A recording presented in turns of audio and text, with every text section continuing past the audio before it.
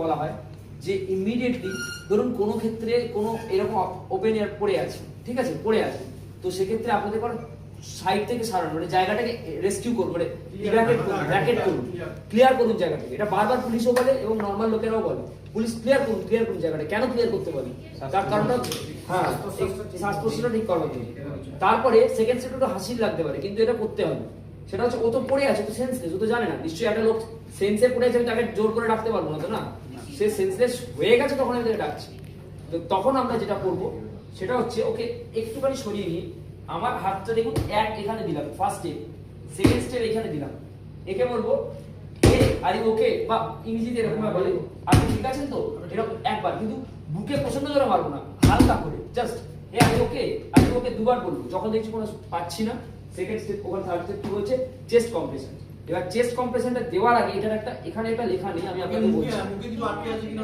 হ্যাঁ, মুখে কিছু আটকে আছে কিনা দেখো। তখন আমি গলা দিয়ে ঘাটটাকে কাট করে ঘাটটাকে পালসটা একবার দেখে নেবো। ঘাটটা কাট করলাম, এবার ঘাটটা কাট আগে এরকম অবস্থায় এরকম করবো না, ঘাটটাকে এরকম করে একটু সোজা করে কাট করবে। এটা তো ড্যামি, এটা তো বোঝা যাচ্ছে আমাদের ঘাটটা তো এত শক্ত না, একটু ড্যামি হয়। তো তখন কি করবো, এখানে আমাদের একটা পালস হয়, এটা পালসটার নাম হচ্ছে ক্যারোটিড পালস। কি পালস বললাম? Carotid pulse. ক্যারোটিড পালস এখানে পাওয়া যায়। এটা যেমন নরমাল, এটাকে আমরা ব্র্যাকিয়াল পালস বলি, এটাকে ক্যারোটিড পালস বলি, ঠিক আছে? এই পালসটা আমরা চেক করবো। সবাই যখন গলায় এই জায়গাটা হাত দিই, এই দুটো মধ্যে হাত দিই, ডান দিকে দেখুন আবেগ পালস পেতেই হবে। বাদিকে না, ডান দিকে, ডান হাত দিয়ে ডান দিকে, ডান হাত দিয়ে ডান দিকে। হ্যাঁ, এবার ঠিক আছে, পাচ্ছেন তো? সবাই ঝড়টা পাচ্ছেন? মানে আপনি পাননি, এখন তো ক্যামেরাটা ব্যবহার করতে। আচ্ছা, আশেপাশে সবাই পাচ্ছেন তো পালসটা? তো এর ক্ষেত্রে যদি পালস না পাই তখন কি করবো? এই পালসটা যদি না পাই তখন সঙ্গে সঙ্গে কি করবো? Mouth to mouth. বুঝতে পারলাম? মাউথ টু মাউথ মানে সঙ্গে সঙ্গে ঘাটটা কিন্তু তুলে রাখবো, কিন্তু এরকম করে দেখুন ঘাটটা উঠে গেছে, ঘাটটাকে তুলে আমি জোর করে তুললাম, এটাকে তুলে এখানে মুখটা ঠাকাবেন না, সবাই মুখ ঠাকানোর দরকার নেই। 1 2 দিলাম, দুবার দেখুন ওখানে লেখা আছে, কটা লেখা আছে ওখানে?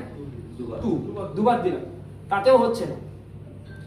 তখন এই যে এবার এইটা খুব ইম্পর্টেন্ট একটা জিনিস দেখবা, এর নাক বরাবর লাইন আছে একটা, যেটা আমাদের ছেলেদের, মেয়েদেরটা বাদ দিন, একটা বুক বরাবর একটা লাইন আসছে তো ওই লাইনটা থেকে একটু বাঁদিকে ছেড়ে, মানে এইদিকে, তোমাদের হাতটা তো এইদিকে না, তো এইদিকে ছেড়ে যেটা করতে হবে এই দেখুন একটা জিনিস এখানে একটা খুব ইম্পর্টেন্ট জিনিস দেখবার আছে, কিন্তু যারা একটু হেলদি লোক, বিশেষ করে আপনাদের বলছি মাসেল ম্যান, তারা কিন্তু ওইরকম ভাবেও দিতে পারেন। আর নাহলে বেস্ট উপায় হচ্ছে আমি বলবো ওতে জোরই যাবে না, সব থেকে বেস্ট হচ্ছে এরকম করে দেবো, তাতে কি প্রেশারটা বেশি করবেন। আপনার কাজ ওর হাড়টা ভাঙা না, ওটা বুকটা চেপে দিয়ে ভেঙে দেওয়া না, আপনার কাজটা হচ্ছে হাড়টা চালু করে দেওয়া।